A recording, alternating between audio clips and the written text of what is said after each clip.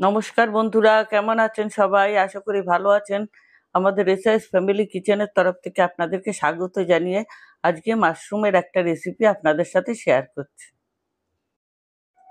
এখানে আমি 250 গ্রাম মাশরুম নিয়ে 5-6 বার জলে ভালো করে ধুয়ে তারপরে একটু হালকা গরম জলে ধুয়ে নিয়ে এসেছি। এবার আমি কেটে নিচ্ছি। মাশরুমগুলো মোটামুটি একটু বড়ই আছে আমার, তাই 4 পিস করে কেটে নিচ্ছি। আর কিছু ছোট আছে, সেগুলোকে 3 পিস করে কেটে নেব। আপনারা চাইলে হাফ করেও কেটে নিতে পারেন।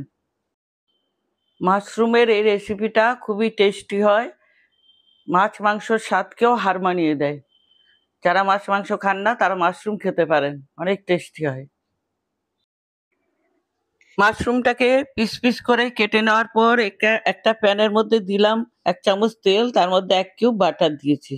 আজকে আমি বানাবো বাটার গার্লিক মাশরুম। একদম অল্প সময়ের রেসিপি আর খুবই টেস্টি হয় এটা। বাটারটা গলে যাওয়ার পর আমি দিয়ে দিলাম মাশরুমটাকে। এবার দিয়ে হাই ফ্লেমে ভেজে নেব কিছুক্ষণ। এখনই নুন দিচ্ছি না। বন্ধুরা, ভিডিওটা একদমই ছোট, পুরোটা দেখবেন, স্কিপ করবেন না। ভালো লাগলে একটা লাইক করবেন, কমেন্ট করবেন। আর যারা সাবস্ক্রাইব করেননি তারা আমার চ্যানেলটাকে সাবস্ক্রাইব করে পাশে থাকবেন। 3-4 মিনিট ধরে আমি মাশরুমটাকে ভালো করে ভেজে নিচ্ছি।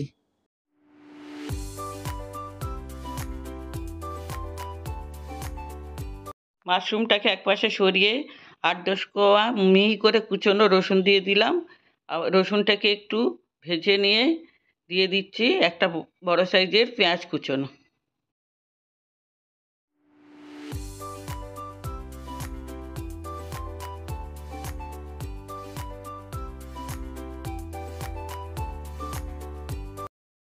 মাশরুমটাকে ততক্ষণ পর্যন্ত একটু ভেজে নেব যতক্ষণ না পুরো জলটা শুকিয়ে আসে।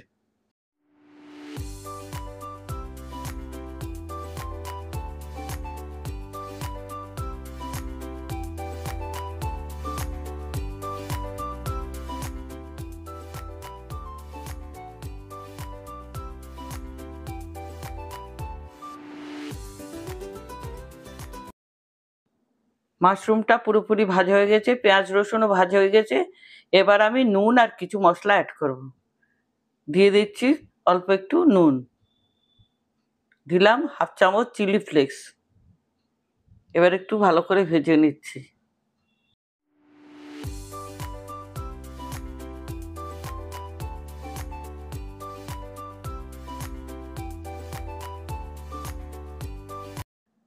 কোয়াটার চামচের মতো দিচ্ছি অরিগ্যানো। এবার ভালো করে একটু ভেজে নিলে আমার হয়ে যাবে রান্নাটা।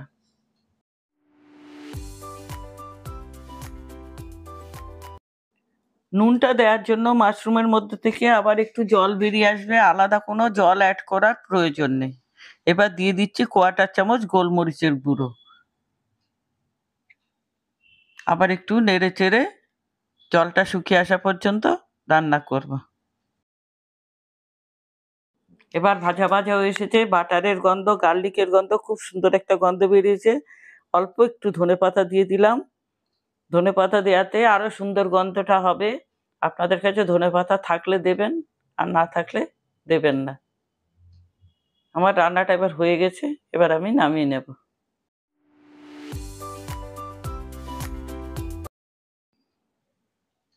আমার বাটার গার্লিক মাশরুম একদম রেডি, সার্ভ করে নিচ্ছি।